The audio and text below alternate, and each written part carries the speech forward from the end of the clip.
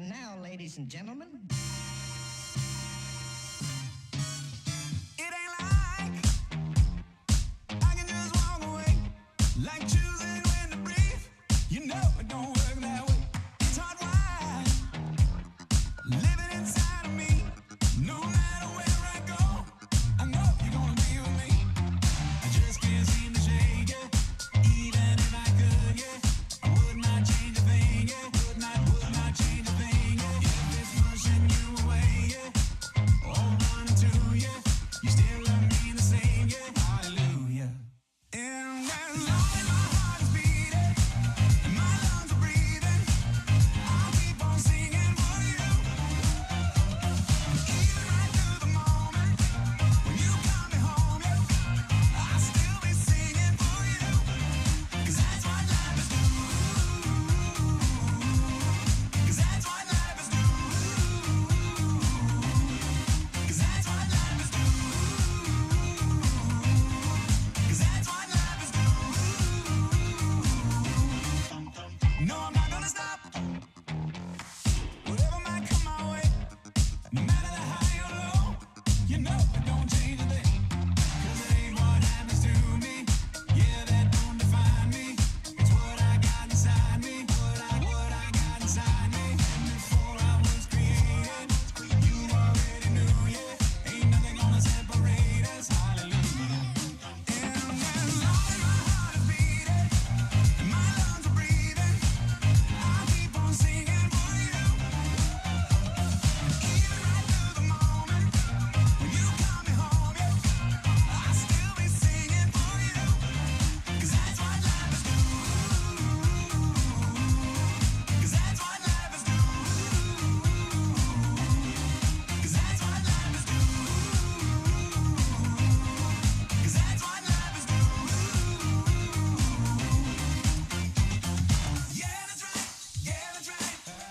I'm alive for life. Yeah, that's right. Yeah, that's right. Whoa. Yeah, that's right. Yeah, that's right. I'm alive for life. Yeah, that's right. Yeah, that's right. I'm alive for life. Yeah, that's right.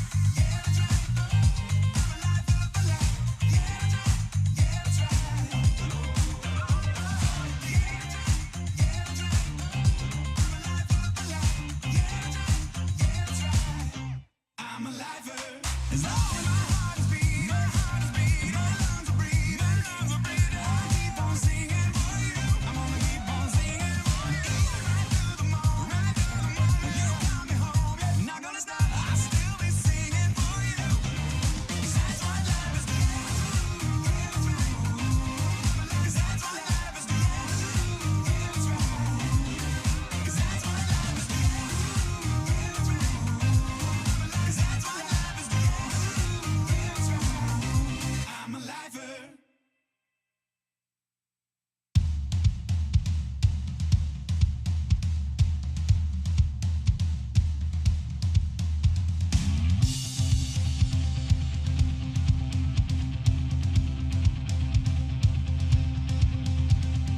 It's been a long time since you felt peace in the valley you made where you're not meant to be, where the shame throws shadows on you. But don't you forget that you're headed to more, but you settle for less. Don't buy the lie, it's as good as it gets. The same feet that left you lost and alone are the very same feet that'll bring you back home. Wherever you are, whatever you did, it's a page in your book, but it isn't the end. Your Father will meet you with arms open wide. This is where your hope belongs.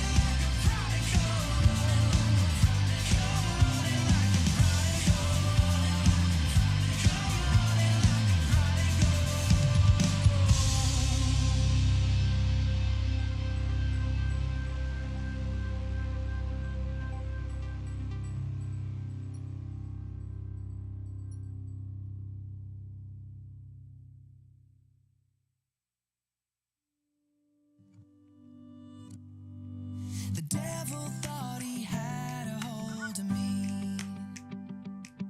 He told so many lies that I believed. Got too weak to carry on. I thought that I was too far gone. But then I heard a voice from Calvary. And now I'm singing, no more shackles on my feet. The devil's got no hold on me. Jesus' blood has set me free. The devil's got no hold on me. He's got no hold. The devil's got no hold on me.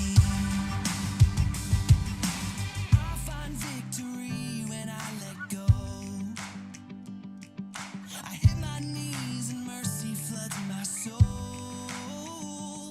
And though the enemy is near, I'm not giving in to fear. 'Cause you're the voice of truth that leads me home. So I'm singing, no more shackles on my feet. The devil's got no hold on me. Jesus' blood has set me free. The devil's got no hold on me. He's got no hold. The devil's got no hold on me. Right here, right now, this is the sound of freedom. Sing it out, sing it loud. The enemy has been defeated. Right here, right now, this is the sound of freedom. Sing it out, sing it loud. No more shackles on my feet. The devil's got no hold on me. He's got no hold. No more shackles on my feet. The devil's got no hold on me. Jesus' blood has set me free. The devil's got no hold on me. He's got no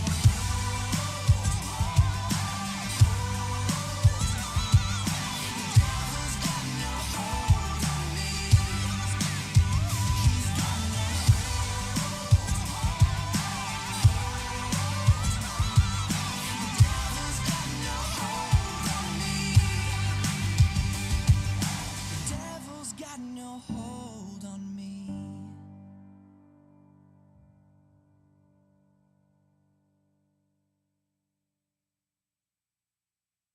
I'm not about to give up because I heard you say there's gonna be brighter days. There's gonna be brighter days. I won't stop, I'll keep my head up. No, I'm not here to stay. There's gonna be brighter days. There's gonna be brighter days. I just might bend, but I won't break. As long as I can see your face. When life won't play long and right keeps going wrong and I can't seem to find my way. I know where I'm found, so I won't let it drag me down. No, I'll keep dancing anyway. I'm gonna move, move. I'm gonna move, move. I'm gonna move. I'm gonna move. I've got to hold it steady, keep my head in the game. Everything is about to change. Everything is about to change. This hurt is getting heavy, but I'm not about to cave. Everything is about to change. There's gonna be brighter days. I just might bend, but I won't break. As long as I can see your face.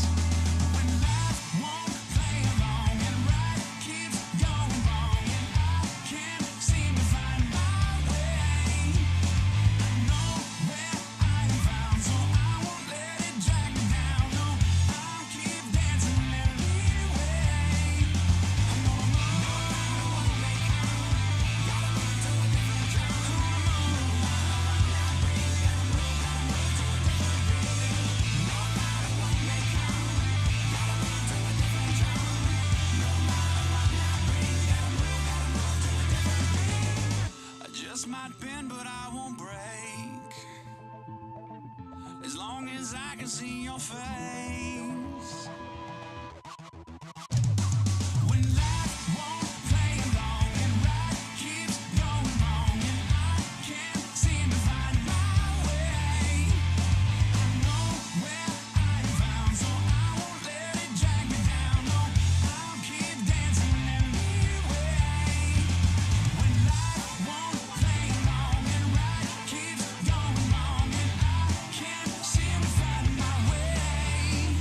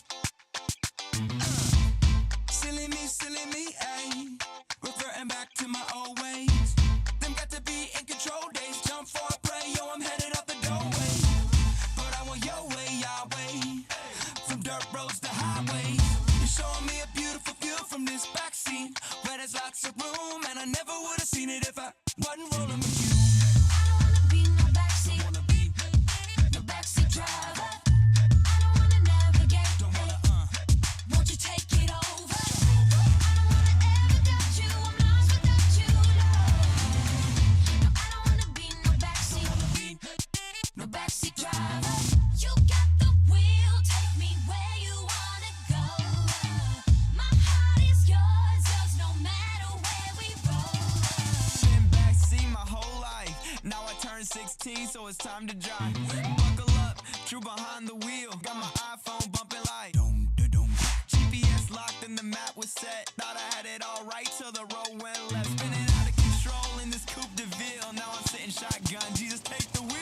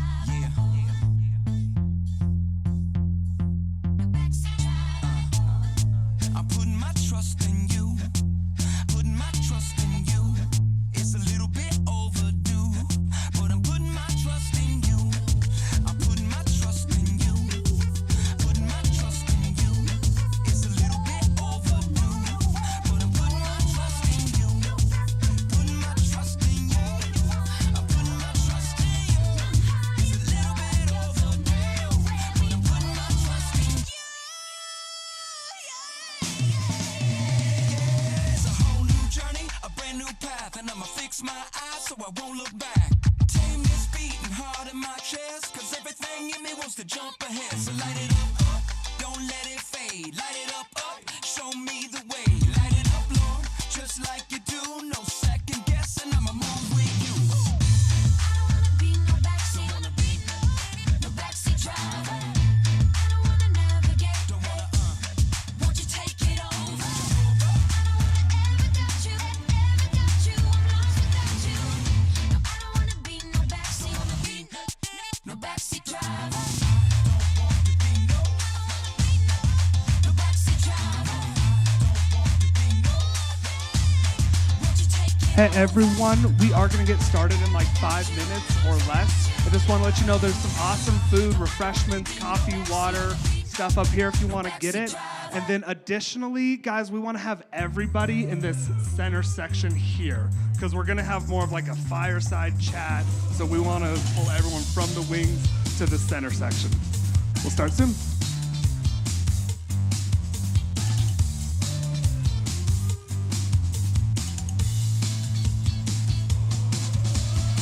You got a vision, you got a dream, but it feels a million miles away.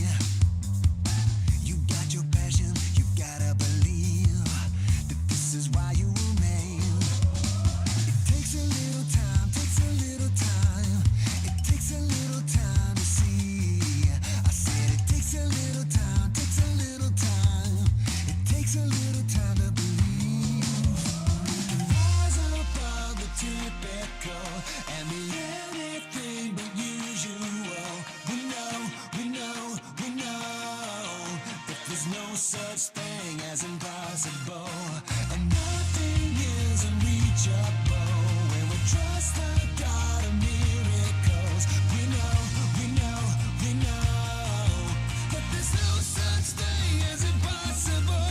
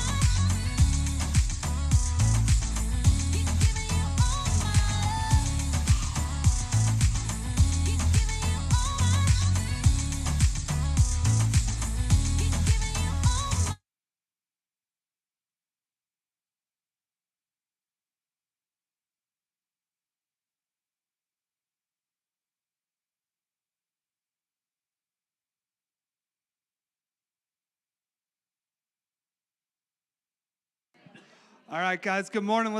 Let's get our coffee, get our food, and find our way to our seats.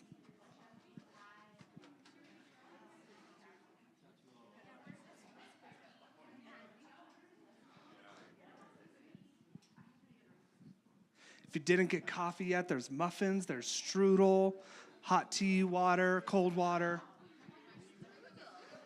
Strudel. You get it.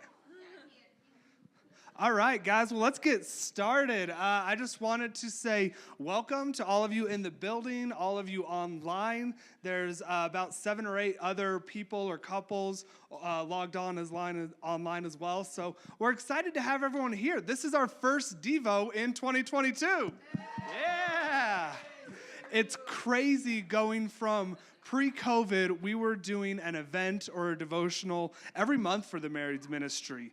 And this year, we scaled back a little bit just to do once a quarter. So every 3 months, we're going to have a time to come together, to learn, to fellowship, and to really grow our marriage. And I just want to say thank you for coming, taking the time to invest, whether you're online with us or you're here.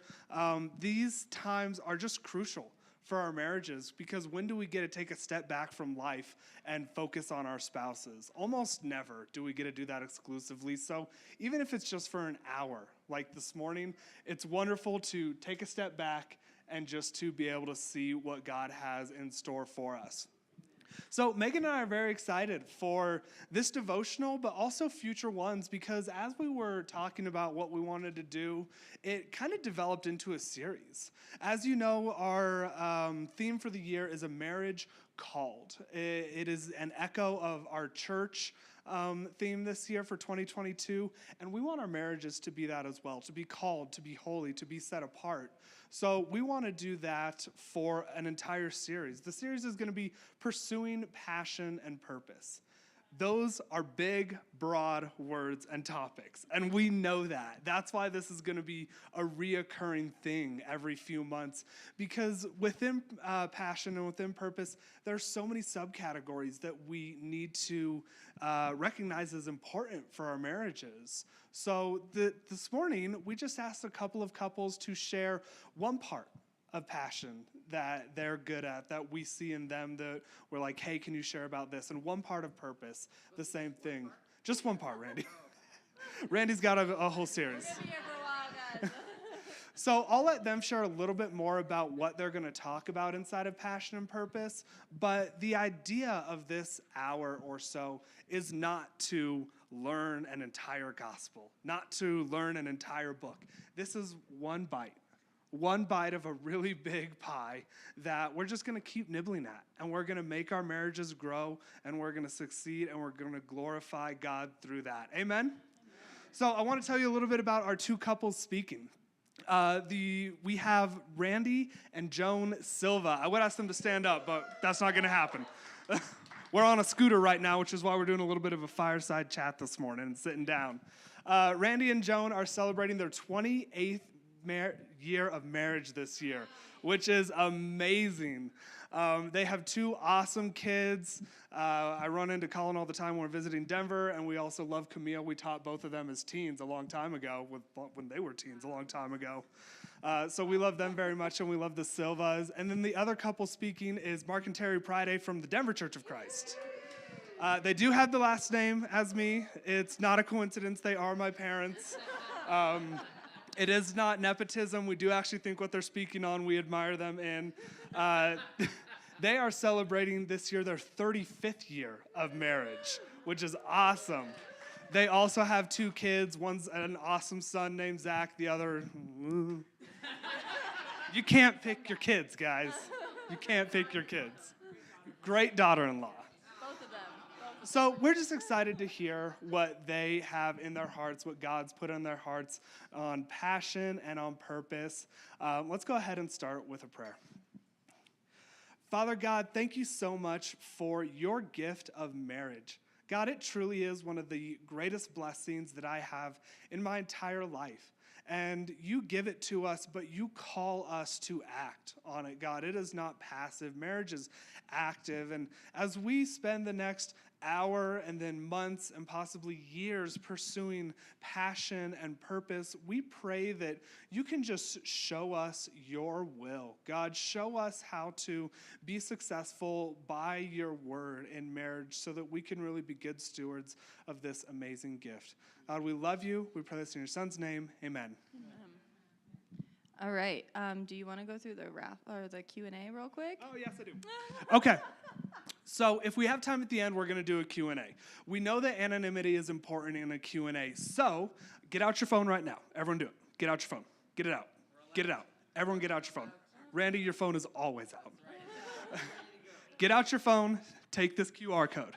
If you're online, I do have it there for you too. You've probably seen it already. It's in the bottom right corner of the online stream. Get out your phone. Grab that QR code. Oh, duh. It's like the paparazzi. Everyone's taking a picture of me. In between the first and second session, we'll also pop this up again, but I want you to have it up and ready. Because the point of this QR code is it'll take you to a Q&A website, and all you have to do is input your question there. Your question will be visible to everyone else on that website. However, there won't be a name attached unless you choose to put your name in. So it will be anonymous, but it will also be seen. And if you see a question you like, you can upvote that so that whenever we get to the Q&A section, it's like, oh, 6 upvotes on this one question. We better address it. We hope that we can get to every question, but depending on the content and time, we may move to a one-on-one answer for you. So if your question's not answered, but you'd like to follow up, come talk to Megan and I. So I'll stand back up now. So with that Q&A, anytime you want to put in a question as we're speaking, do so. We'll have it. We'll see it at the end. You can edit it. You can delete it. But it's going to be a great tool to engage later. Sound good? Sound good? You can't answer, so it's yes. All right. Okay, now we get to do the fun raffle time. So does everyone have a raffle ticket? Make sure it's one per couple. Okay. Everyone have it out? Get ready. We have some awesome prizes. Trevor and I put together these gift bags so that really you'd never know what you're going to get in those. There is something special just for you and your spouse, just so you know. All right, first one for the prize. 615. Okay, Anna, come on. That was my fault. I gave it to your spouse. I'm so sorry. So sorry. I should have known better. Okay, 615. 1, 2, 7. I was gonna laugh really hard. The brown one. All right, Cardenas, woo! Congratulations. You can take that back to them. It's ripping on the bottom.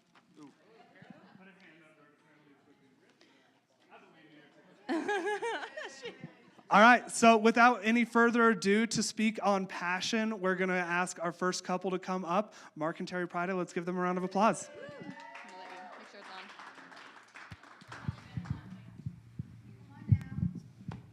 on. All right. I'll pick that up in a moment here. I need to keep this so that the people online can hear. It is such a great honor to be here. We love the Colorado Springs Christian Church.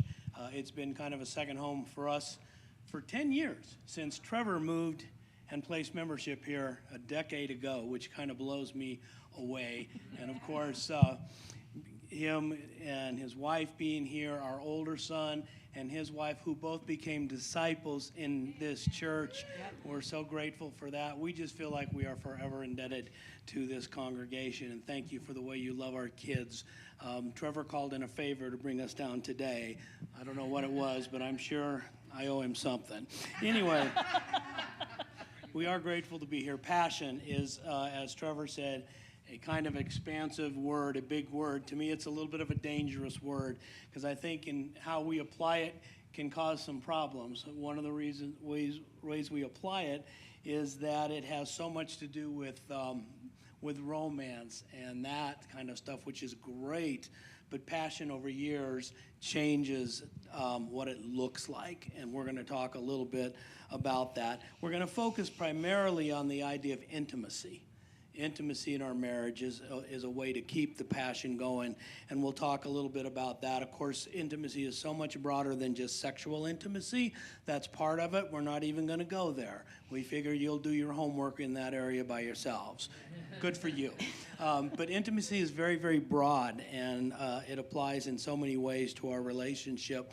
And it really has to do a lot with what we invest into our given marriages. Okay, so when we're talking about passion, one of the things that Trevor and Megan asked us to talk about is really the idea of best friendship and the passion for just being friends and having a great relationship. And there's a great verse in Matthew 6, and in the NLT version it says, "Wherever your treasure is, there the desires of your heart will also be."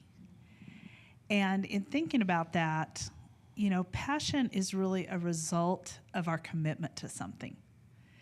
It's about our intentionality and our intentionality with our mate. So wherever our resources are, you know, wherever we're investing, that really is where our heart becomes. I mean, you see it at work. You see it in a hobby or in sports, right? And with our marriage, that's the same thing applies. And so the question is for ourselves to ask, where is my treasure in my day-to-day life? It should be obviously with my relationship with God first, but what am I investing into my marriage? And am I putting more of my time, my money, my energy into my job or into my hobbies, into my relaxation than I am in my marriage? And it's just a really good barometer for where am I putting that, because that's what's going to lead our hearts. Our actions will always, our heart will follow where we put that into. And so just for our passion, it really is our investment will lead our passion in our friendship, in our marriage. As I mentioned, I think passion can be a bit of a confusing word because we put so much stock in it. When we're young, there's a lot of passion in our marriages, right? It's very exciting. It's very new. It changes over time and has to be driven more by, oh, my computer just went off. Hold on a second. I'm good. Okay. It has to be driven more by our commitment to one another as we get older. It's very important to realize that.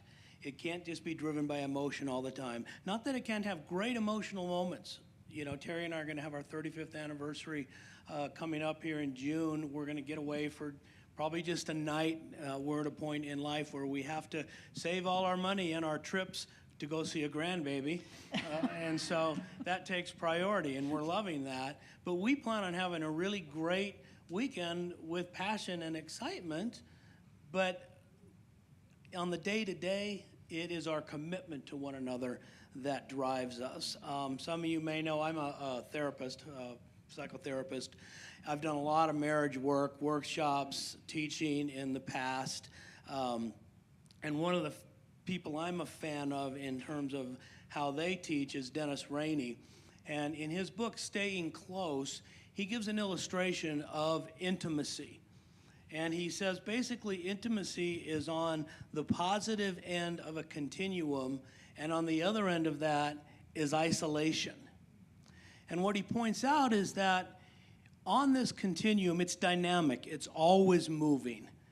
And wherever you are in your marriage, if you are not taking steps to promote intimacy, by default, you will drift toward isolation.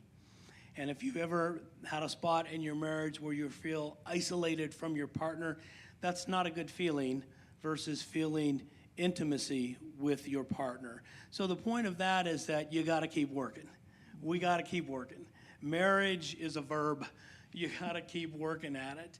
And the more you invest into it, as Terry was saying, really the greater the reward. It's exciting when you say to yourself, I'm working on the things that are good to work on, and one of them being my marriage.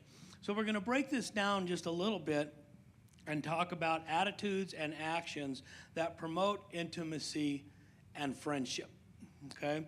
Now, there's a ton of biblical principles that you can apply to your marriage. Almost any relationship verse, you can turn it in a way that says, well, if this is a relationship verse, certainly it applies to the greatest relationship I have, my marriage. So we're not going to go into a lot of verses or anything like that, but we will kind of talk about a few principles that are very, very important that help us build intimacy into our relationship with our spouses. The first one, of course, is respect and regard. No one, absolutely no one, sans maybe a few people you really do love, should have more respect from you than your spouse. That's a very positive investment and a very positive regard. Years ago, we came across an article in the Denver Post. That's a newspaper. I don't know if they still make those, but it was in the Denver Post, and it was just kind of a interesting article that the writer was saying it is really interesting to them that in the business world, in our professional worlds, in our careers, we would never talk to a coworker the way we might talk down to our spouse. And yet somehow there's this liberty and freedom to kind of lower our boundaries in a negative way and disregard the person who is likely our greatest support, certainly our best friend, and we lower our guard and it just becomes kind of ugly. So we want to always make sure, principally, that we're treating our partner with respect and regard. And the other thing that goes along with that can never be underestimated, and that's grace. I've never met anyone who could say to me or any of their friends, you know what, we just have too much grace in our relationship. It's just we need it to be harder. No, grace is beautiful. Grace is an opportunity for us to exemplify how God treats us to our partner. And it's a beautiful thing. You can't have too much grace in that relationship. You want to keep it going, and you want it to be really prevalent in terms of always assuming the best in your partner. When they say something that hits you the wrong way, stepping back and saying, I'm probably misunderstanding that because I think they have my best interest in heart. I'm going to make sure I apply grace to this situation before jumping to a conclusion that ends up in a negative outcome. So respect and regard and grace. Then one of the other ones is openness. Having a real heartfelt discussions, being vulnerable with each other. And this is something that, Mark and I have had, but it's amazing to me as the years go on, sometimes this gets harder, or it gets harder in different situations. We've gone through in the last probably 5 or 6 years some really hard situations. Those were easier for me to be open about my feelings than my day-to-day, I'm uncomfortable with this, or I don't like this. But if I'm not being open about that, then how's he supposed to know what I'm thinking or feeling? As I joke with the people I work with, we've been married almost 35 years. I can't read his mind yet, so I can't read yours. But it's true. I can't read his mind, and I can't expect him to read mine. And so it is really important to take the time to have those discussions and to not be afraid of the, honey, can we talk? Because for a lot of us, that phrase just sends fear up and down our spines, right? But isn't it better to set aside a time to talk than to not talk at all? And that's what I've really had to get used to saying is, hey, Mark, I need to talk about this. Do we have some time this week that I can really talk to you about something? And with neither of us having that reaction that comes from, oh my gosh, what did I do? And I think that's just our natural feeling. But like Mark said, when you're applying grace and you're applying respect, then that's not a fearful thing, right? Because it's going to be a great talk. And the other one is just kindness. And it alludes back to that article that Mark was talking about of just, am I kind, right? Do I speak to Mark the way I speak to the people that I'm around all day at work? Or am I ruder? Am I snippier? Do I take the frustrations of my day and I couldn't talk that way to my boss, so now he gets it, right?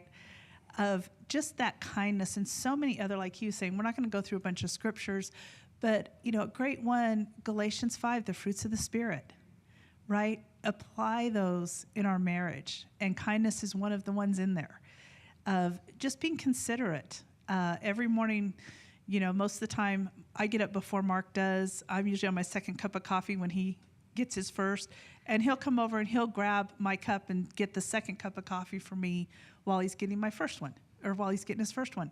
That's kindness, right? Just things like that make such a difference and mean so much. And just so you know, I'm not lazy. She's up really early. When I'm up, it's typically 5 a.m. But she's already got an hour head start on me because she's typically out the door earlier than I am. This idea of the fruits of the Spirit, great blueprint for how you should treat your partner. With that goes gentleness. Gentleness. Can you maintain, amidst a bad attitude, a gentle tone of voice? Can you speak kindly to your mate when emotionally you're in a tough spot? Typically, the volume up, the more direct speech, it's not productive. So you have to be careful with that. And I think about Ephesians 4:29. Let no unwholesome talk come out of your mouth, but only what is good for the building up of others. If what I say to my wife brings her down, I've not done a very good job that day. If what I say brings her up a little bit, even in the littlest way, because I'm pretty sure out there in her business world, she's in the construction industry, it's not a touchy-feely industry. It's tough. She works with nearly all men, and they're a tough bunch. I need to be the one that is feeding her the good stuff and encouraging her and telling her positive things. And I don't want those guys telling her she's beautiful, but that's my job. That's my job. I need to remind her of how special she is, and in my conversations with her, they should be seasoned with salt all the time. All the time. So one of the things when we talk about being best friends that we wanted to throw in here is your spouse should not be your only best friend. It's just too much pressure to be expected to meet every need of another human being. The only person that meets all of our needs is God. I think it was Jerry Maguire.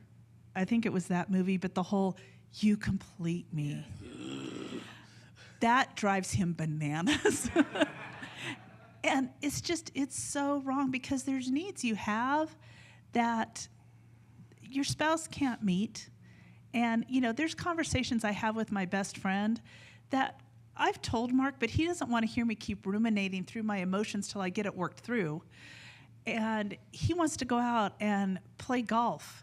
And he and the brothers go do that. And I'm like, great, go. You're happier when you get back, right? But he needs that time.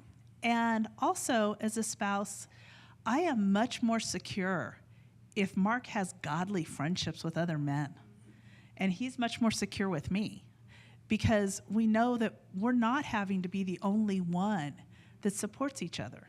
So as you're thinking about your friendships, at the same point, make them great, but they're not it, right? You have to spread it out. We're going to hit just a few practicals here real quick and close out. Just have fun. Enjoy your time together. Usually one of you needs that more than the other. Mark is the one in our relationship. He needs to have fun together. I'm happy on the couch with a book. I could just live there.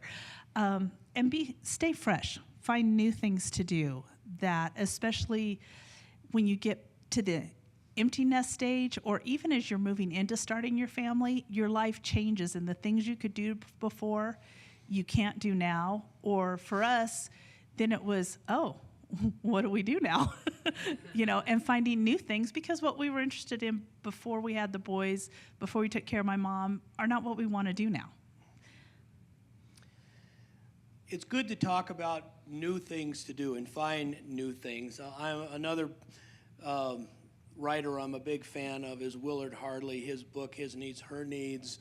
Years ago, I did a class on that at one of our big marriage seminars, and the man really does love to have playtime with his wife, and that's very important. That's a great read. You may take a look at that.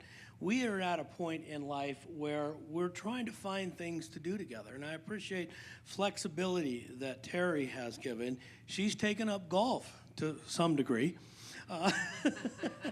It's not quite in her veins like it is me, but she's given it a shot.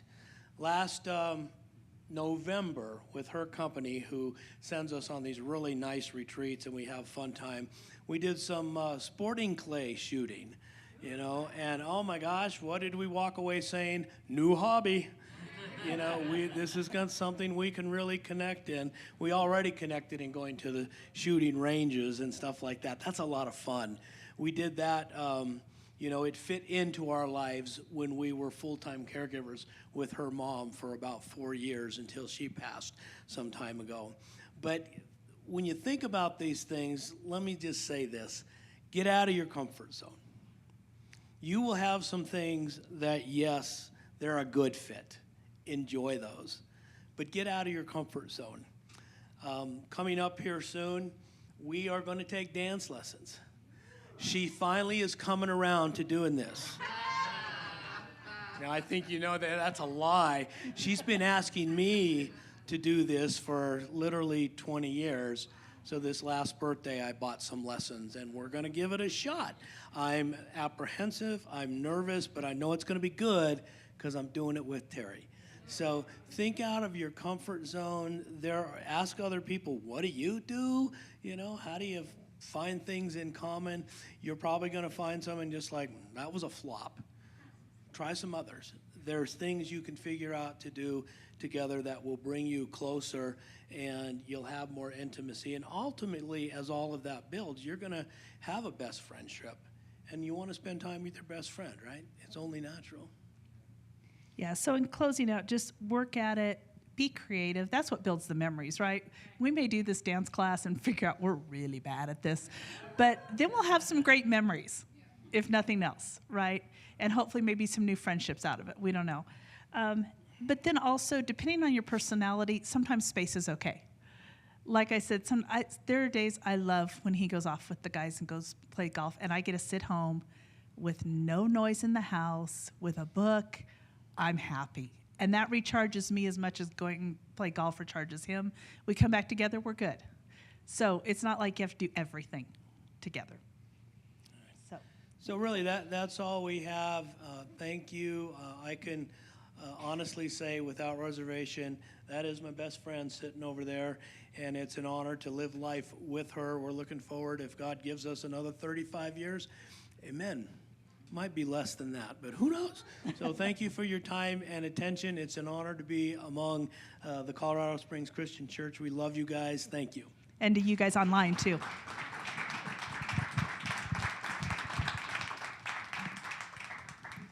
Well, thank you guys. I feel really lucky because they're just a phone call away from me. So I could just call them anytime and ask them their advice. But no, that was really amazing. I'm just so grateful that you guys came down and spoke. That was just special to our hearts.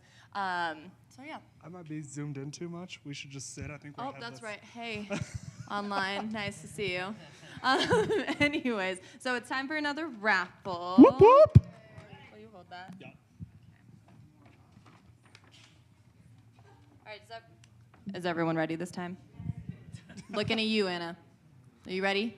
Okay. 615 1 2 5. Hey, Mish. Yeah, Herodins. All right, Herodins, you will enjoy this. All right, guys. Not rigged this time. Just a reminder, if you lost the Q&A or anything, go ahead and grab it again. We already have some great questions on there, so keep asking them. It's going to be awesome discussion after Randy and Joan go the next 45 minutes or whatever. So, to speak on purpose in our marriage, please welcome up the Silvas.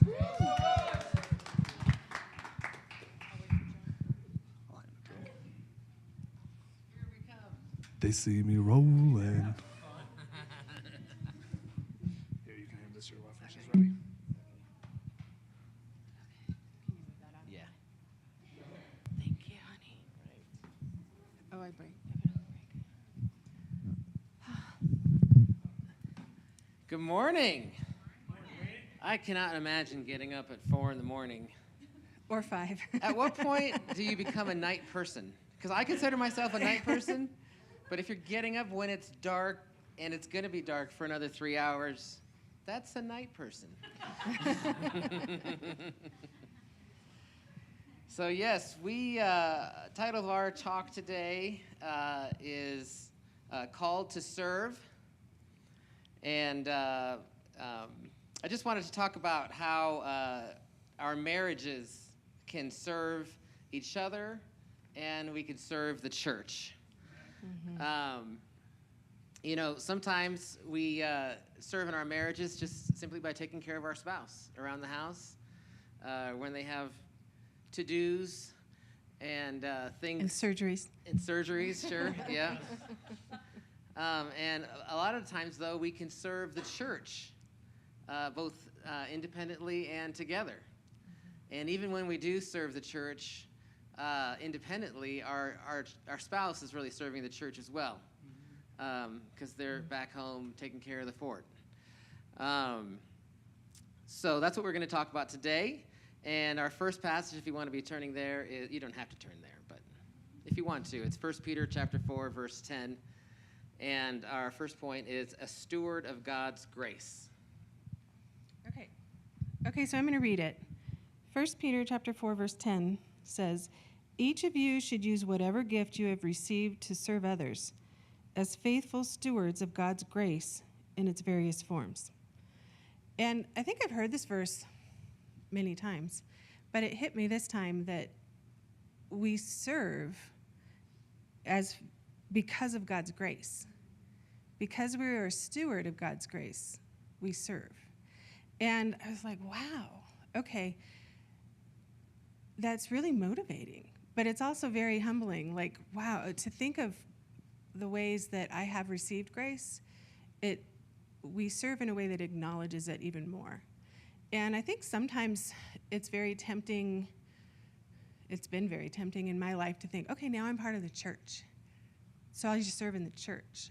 But I have this special grace that God has given me, particularly, each of us, individually, when we recognize that particular grace of the hardest sin that we had to experience in our life, we can serve with that.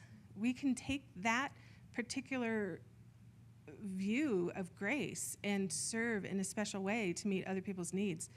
And it becomes less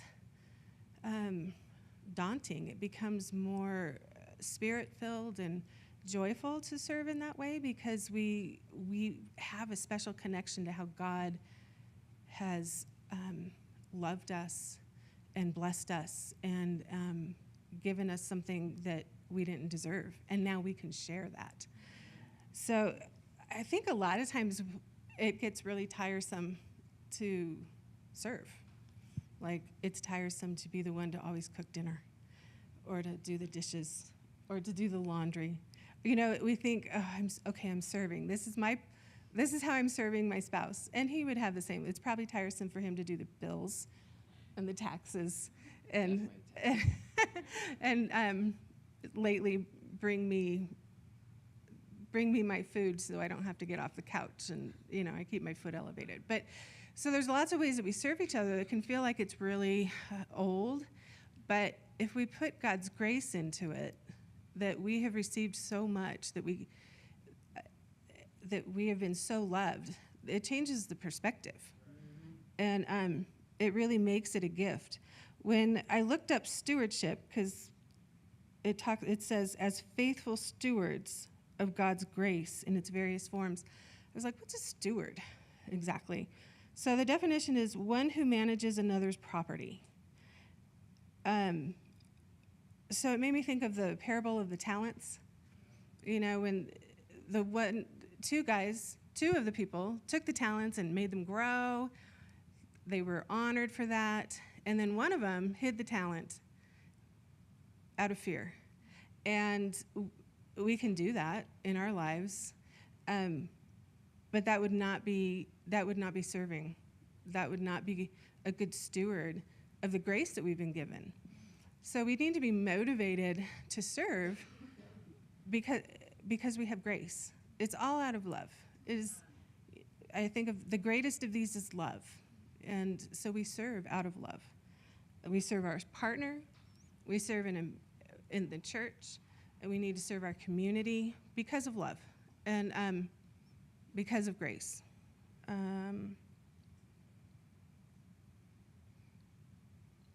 Okay, I think that's it.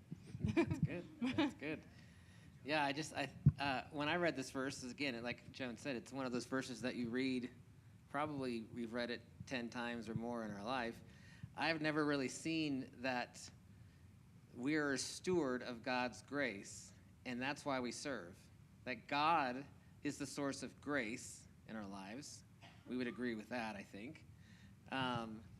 But then service is the outflow or the produce of that grace. So if you have difficulty serving, for instance, then you should look at how do you envision, how do you appreciate the grace that God has given you. It's kind of like when Jesus was talking to the Pharisees and he said, it's the sick who need a doctor. And they were probably like, oh, okay, great, we don't need the doctor. But they needed the doctor. They just didn't think they needed it. So I wanted to talk about our next point, which is the nature of a servant. That's going to be in Philippians chapter 2, verse 5 through 7. It says, in your relationships with one another, have the same mindset of Christ Jesus, who, being in very nature God, did not consider equality with God something to be used to his own advantage. Rather, he made himself nothing, taking the very nature of a servant, being made in human likeness. Again, one of those passages we probably read a bunch of times, right? And if I say Jesus is the example of what a servant is, I don't think anybody would argue with that. Mm-hmm. It's interesting how it says he became nothing. Like, how many of us would want to become nothing? We want to be usually something on a pedestal even, yeah. Or respected, or, doing something great and people standing in ovation, applaud with applause. You can still do that with us this morning, but that's how we typically would like to be. But Jesus, who had, of course, every reason for us to stand up and applause, put all of his needs beneath the needs of humanity. I think that's what it means to become nothing. You think of what you could call Jesus's attitude is utter, or the epitome of selflessness, and you can kind of think of our attitude sometimes as being selfish, and that we want to be like Jesus. We want to be selfless, but you can't be selfless alone. You can't sit there by yourself going, okay, I'm selfless. I mean, even if you're not being selfish, like you're not doing something for yourself or something, you're still alone. Right. The opposite of selfishness really isn't selflessness, it's servitude. And that's where you can take, rather than putting your needs above everything else, which would be, not necessarily always selfish, because you do have needs, of course, and Jesus had needs, but to be able to elevate the needs of others above yours, and you do that by serving each other in our marriages and by serving our communities and in the church. I think of when Trevor asked us to share about service. So we've been in the church since 1991. In 1990. Oh, yeah, that's true. I've been in the church since 1990. Wow, And it was Colorado Springs, even back then. We were the outer south zone of the Denver church. Because they already had a south zone, so. The outer south. Right, the outer south. Do you want to share? Sundays were from 7 a.m. till 4 p.m. Yeah. Yeah. Driving to Denver, having lunch with people there, and then driving back. Yeah, and try not to get tickets. Ask me about a story on that one later on. Got a story for that. Yeah, and then we became a church in 1994. And other than a short little time away in San Jose, we've been here in the church, and our heart really is for the church. And we've never. I don't wake up, thinking like, how am I going to serve the church? I guess I would say it's more organic. It's sort of a loyalty, if you will. And sometimes you get to do things that you like, and sometimes not. Sometimes there are things that are in front of people, and other times they're behind the scenes. And necessary. But yes, very necessary. Being on the board, I don't know how many terms I've been on the board. I stopped counting. And most of the time, it's not fun. It's details. It's details. Yeah. Yes. I can't believe that I was the administrator of the church from when we started till 2000. Those 6 years, I was like 12, I think. And they handed me this checkbook, and we had like $150,000 budget, and it's like, they let me do that? Write the checks? You gotta be kidding me. Nowadays, we're more formal. Yes.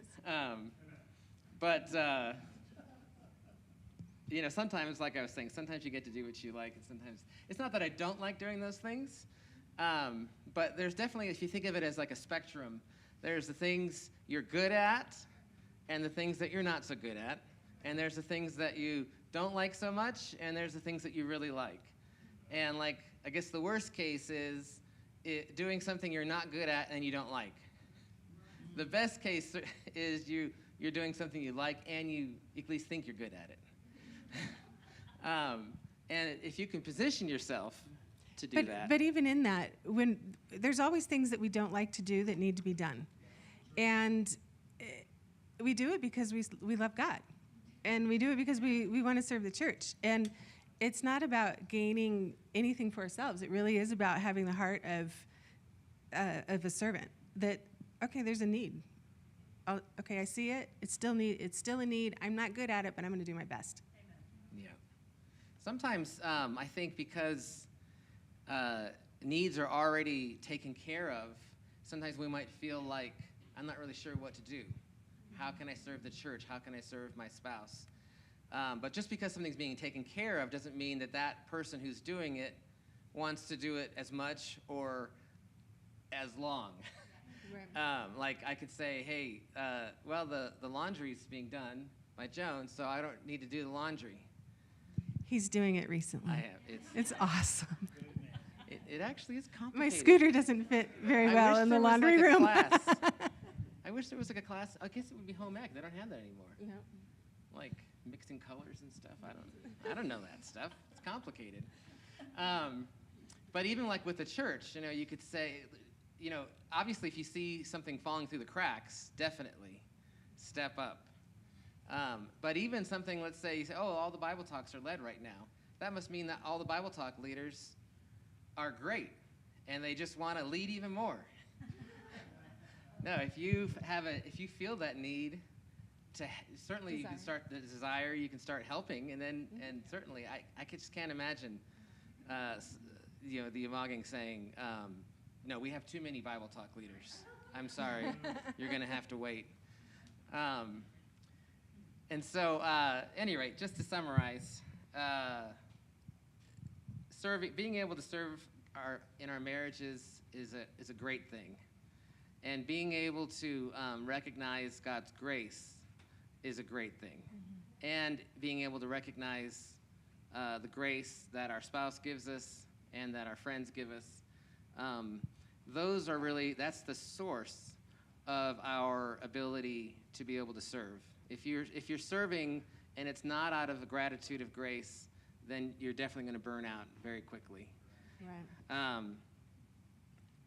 I'd like to, so as a practical, I think a lot of people are serving.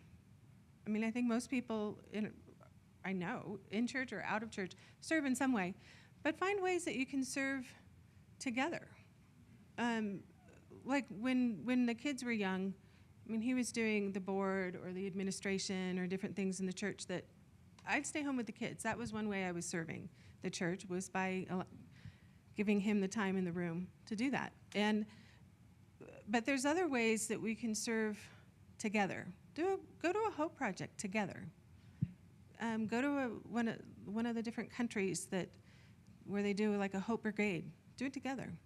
Go in our community together and find ways that you're interested in serving the church and the community together. Instead of hiding that talent, spread it.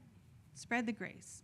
The grace shouldn't just end at the door of our church. The grace should extend to our community and our friendships, and it starts in our marriage with each other, and it goes out. Yeah. And I think like love begets love. Sometimes you wonder, like, how am I going to love more? If I have like another child, aren't I all out of love? But it just is generated. Or how can I have another friend? It just becomes more. Mm-hmm. And I think grace is that way. That grace begets grace. And I think that service is that way as well, that service begets service. Mm-hmm. That it encourages others to serve when you serve. And it obviously you have a certain limited number of hours in the day, but it just creates the heart to serve more when you do start serving. So that's what Amen.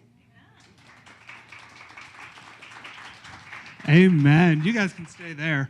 Okay. But just wanted to thank the Silvas so much. So you guys are our longest standing members then, aren't you? We are. That is amazing. What a treat to have, like someone who's in the church that was there when the church started. I was the second baptism in the Springs. That is amazing. That's so cool. Yeah. That's just a cool story. So we want to invite our other panelists to join. And we got some great questions on that app. We'll throw up the QR code again if you want to add to it or to upvote any of the questions. We're just going to start with those things that were upvoted. And we'll just kind of go down the list and see how far we can make it in the next 10 minutes or so before we conclude.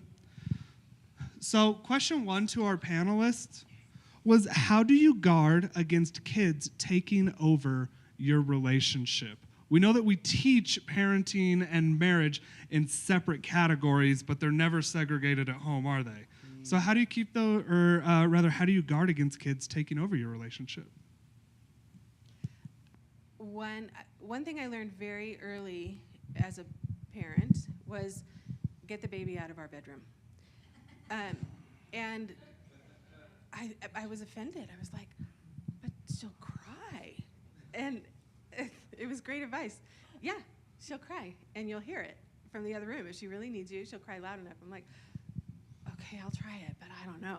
But the way that translates to other things is that we need to have our space. And our bedroom is our space. Mm-hmm. But also, you need to have your time that you create. That the kids have lots of activities. They will continue having lots of activities, and they will keep continuing to ask for your time. But having boundaries, they need, it actually reassures them to know that we have our time. Yeah, and I was going to say, I'll throw psychobabble in there. It's all about boundaries. You got to set them. You got to remind the kids. You got to let them know that your number one relationship is this person you share a bedroom with, not them. I always get tickled from an old friend of ours who asked their mom, their dad, who's the most important person to you? And the dad responded, your mom. And this kid had a fit. It's not me. it was shocking to them. But it's very important. And what you mentioned at the end, Joan, is so important too, is kids gain security from seeing you committed to one another. That can't be underestimated. When you indulge the kid, you're not going to help them build character. And I wanted to say, be creative. It may only be 10 or 15 minutes. We know one couple who were elders in one of the churches we were at when we were young, where they would actually go in their bedroom for 15 minutes and lock the door just to talk. At the end of the day, they had 4 kids at home, and the kids knew, don't bother them at that point. But but also, I know. So Trevor's comment was, yeah, sure, talk. But also, and this is something I'm seeing with a lot of the younger families that we're around a lot, is you don't have to be your kid's playmate. I think culturally that has changed a lot, of feeling like we have to entertain our kids all the time. It's actually good for them to be bored and us not to interfere with that. Developmentally, they need to be bored. And so if your kid doesn't know what to do, it's not your job to go play with them. It's your job to let them go figure out, how do I entertain myself? What creative things can I come up with? I was exactly what I was going to say. There's a developmental psychologist, Piaget, who studied development of children. And one of the things he said is that the parent's main job when your kids are young is to teach them to be sociable by the age of 4. And like to share and to not be a bully and to be nice and things like that, not take things. And that the primary source of socialization comes from their friends, their peers after that. And I know it's one of the great costs of COVID, kids not being able to be with other kids. But that's another way to really help, is that your kids should have great friends. You should be really trying to help them to be able to fit in and have relationships with other kids and be able to take time that way. And siblings. Oh, that's true, siblings. That's one of the things you were saying. That's awesome. Thanks, guys. We got a great question here. We know that for most spouses, one of us communicates a little better than the other. So the question was, how do you communicate with someone who doesn't really like to talk?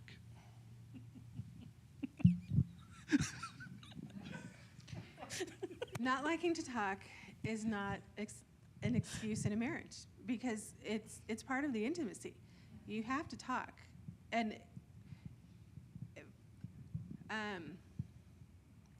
it is hard. Sometimes it becomes hard to express your real feelings with a person that doesn't talk back well, that who doesn't express themselves the same as you. Yeah, you're not getting good feedback. But it just takes practice.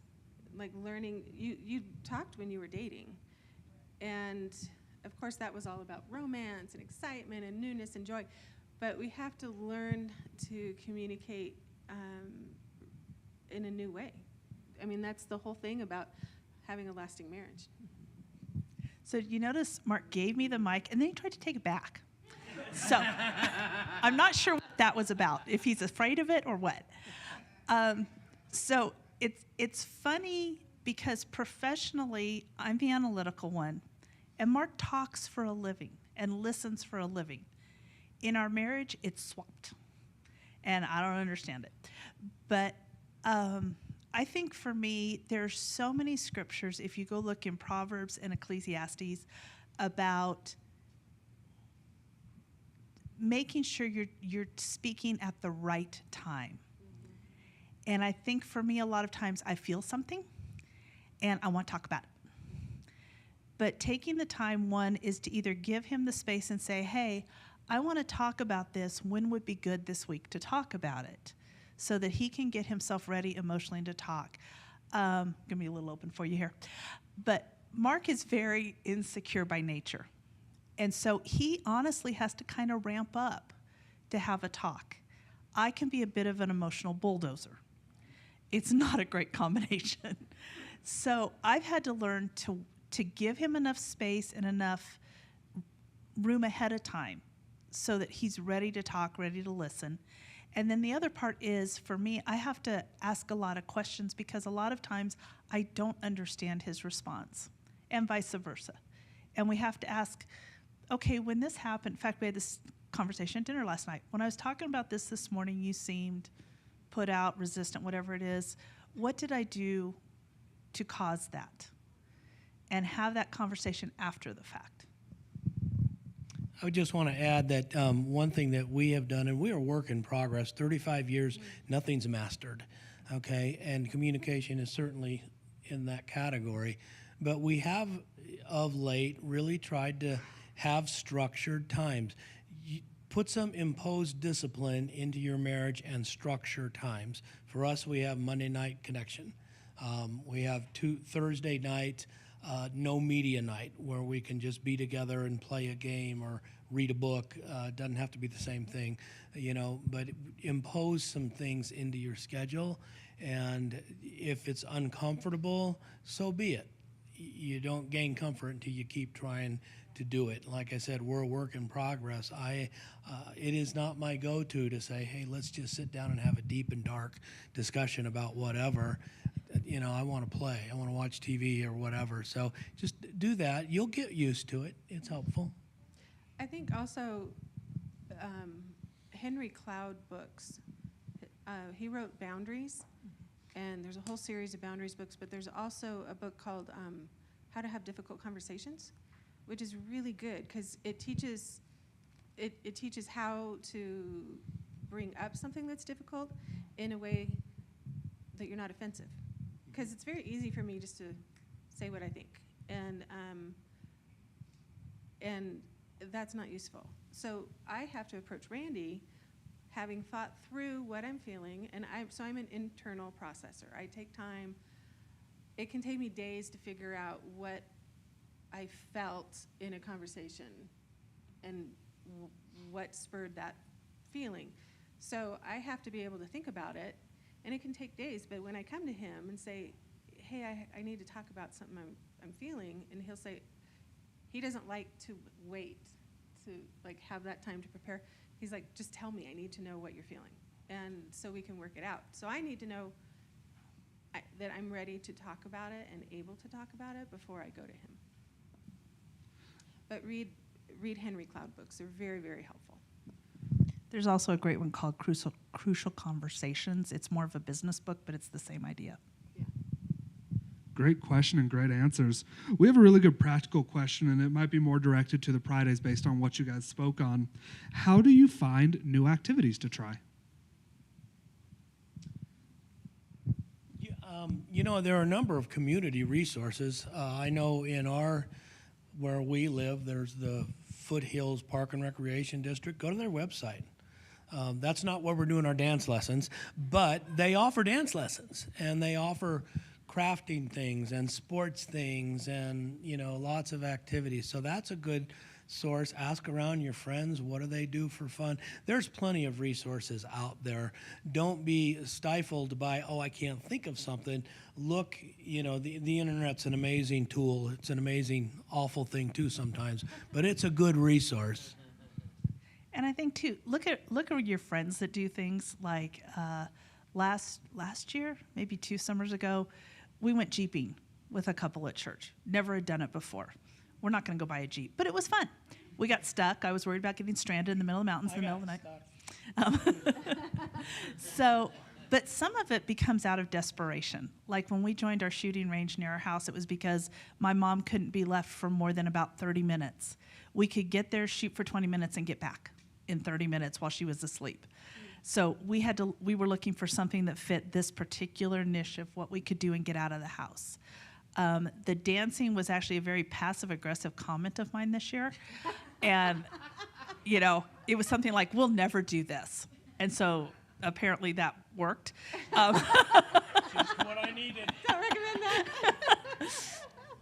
But, I would go out, when we first ever went shooting in the mountains, it was with a couple that's a really good friend of ours, my best friend and her husband. So, you go find people that have something they like, ask if you can tag along and see if you like it. And then if you don't, you don't ever have to go again. Simple, practical. Love it. This one got upvoted a little bit. If both spouses work full time, any advice on how to talk about how to split household duties? No, I will speak to that because I don't know that we've ever really had a discussion about it. We've kind of fallen into some natural rhythms years ago. I remember the one you're speaking of. I complained to a discipler that Terry didn't iron my clothes. And he set me straight. And he said, does your wife work 40 hours a week? Yep. Do you work 40 hours a week? Yep. Iron your own clothes. Oh, okay. But not to brag, but I do commend myself because I'm willing to help out. And I have taught in classes before using this phrase, men, you're the king of your castle, but when the queen tells you to clean the toilet, you get it done, okay? You just have to have the conversation. There are certain things that might lend to your strengths and your service, you know. Terry has vacuumed half a dozen times in 30 years.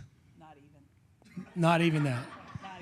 I vacuum. I started when she got pregnant with Zachary, and I've continued it. It's just my thing. Find your things and be willing to think outside of the box of, well, I'm going to do all the macho things, and she's going to do all the lady things, because I can pretty much guarantee you that's going to be an inequitable balance. It's not going to work out. Men, be willing to serve and do things you might not be comfortable in running your little village. I was just going to say real quick. No, go ahead. Go ahead. So I was going to say, I know this is not possible for a lot of people, but if you can do it or work it so that you both don't have to work, then that might seem like a big shock. You take that back. But you know, a lot of times we'll both be working jobs before you have kids, and then you kind of just slide into that, and you'll get a new car, you'll get a new house, and you'll position yourself so that you both have to work always, and continue to position yourself so that you can both always have to work. And if it's possible to reduce the expenses in your life, whether with your house, or obviously that's very difficult with inflation and so forth going on now, but if you can dream and plan for the future and not put yourself in positions financially where you have to both work, then it is much more ideal. And I just wanted to follow up a little bit on what Mark said is figure out what needs to be done. Each of you take the responsibility for what it is you're going to do, but take that responsibility. I don't remind Mark to vacuum. Mark looks, house needs vacuumed, he does it. Before we have group on Wednesday, he vacuums. I honestly don't even look at the carpet because that's not my responsibility. I don't take the trash to the curb on Tuesday mornings. I occasionally have to ask him, what day is trash day again? Because, you know, you don't want to clean out your refrigerator too far ahead of that. But part of this, and any of you who are working women know, and there's tons of articles right now. It's a big thing of carrying the mental burden, right? He'll do it, but I have to ask him all the time. That's the big difference in dividing this up is once you take it on, it's yours. He shouldn't have to remind me. I shouldn't have to remind him. We're both grown-ups here. He said he's going to do that. I'm done with it. I don't think about it again. And he shouldn't be expecting me to manage him. And with that, just one last thing, be flexible. When you divide up whatever the responsibilities are and you look and see that your spouse has not done their responsibility, but you know they're particularly taxed that week, step on in and help. Just step on in and help. That's a rough battle to fight. Just do what you need to get done. And the last thing is don't stress over your house. You know, we are not let into the pearly gates because we have perfect homes. We're let in there because of the grace of Jesus. No one's going to judge you on, oh my gosh, your laundry wasn't folded. Amen. One last question here. Do you set aside intentional recurring date nights? Maybe add in a why or there, why it's important. No. We We like to go out. In fact, I probably just bring it up saying, I want to go on a date this weekend. And it's probably every other week. But sometimes it's more often. But I think we used to try and plan more often, but it became... So our personalities are kind of spur of the moment. So that kind of explains it.